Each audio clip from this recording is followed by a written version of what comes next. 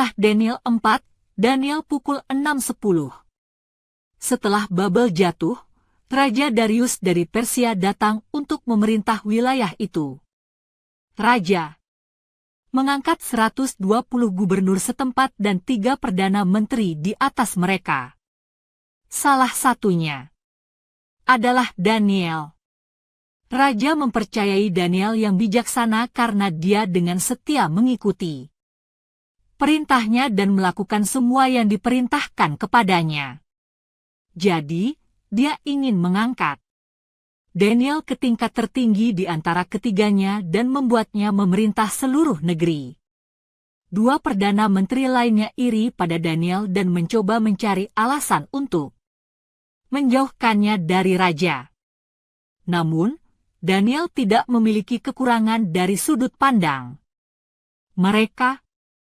Daniel tahu bahwa tidak ada masalah baginya untuk berfokus pada hal lain selain imannya.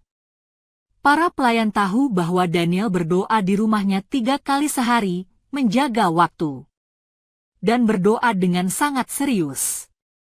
Mereka pergi kepada Raja Darius dan berkata kepadanya, "Raja, kami ingin Anda membuat hukum bahwa selama 30 hari, jika seseorang berdoa kepada dewa atau orang lain selain Anda, orang itu akan dilemparkan ke dalam gua singa."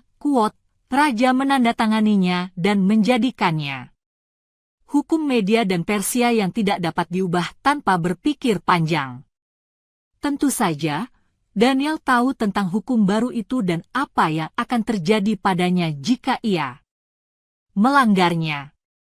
Namun, ia berdoa dan mengucap syukur kepada Tuhan 3 kali sehari di rumahnya.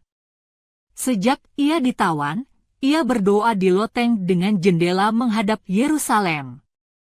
Rakyat memanfaatkan kesempatan itu saat Daniel sedang berdoa, menyerbu masuk ke rumahnya, melihatnya, dan melaporkannya kepada raja. Raja sangat putus asa, cemas, dan khawatir, memikirkan Daniel dan peraturan bodoh yang telah dibuatnya. Namun, ia tidak dapat melanggar hukum yang telah ditetapkannya. Ketika ia ragu-ragu, rakyatnya mendesaknya untuk melemparkan Daniel ke dalam gua singa, dengan mengatakan bahwa hukum negara harus dipatuhi. Ketika Daniel dilemparkan ke dalam gua singa, raja berkata dengan penyesalan, "Saya harap Tuhan yang kau sembah menyelamatkanmu." Malam itu, raja terjaga, menyalahkan dirinya sendiri, tidak dapat tidur, makan, atau menikmati apapun.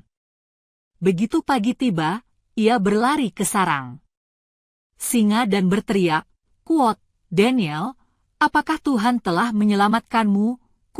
Sesuatu yang menakjubkan terjadi, ia mendengar suara Daniel. "Tuhan yang kusembah mengirim malaikat untuk membungkam singa-singa itu. Tuhan menyelamatkanku karena aku tidak melakukan kesalahan apapun terhadap Tuhan atau Raja." Setelah mendengar ini, Raja Darius mengumumkan kepada semua orang di negeri itu, "Setiap orang yang tinggal di negeri kita harus takut dan hormat kepada Allah Daniel."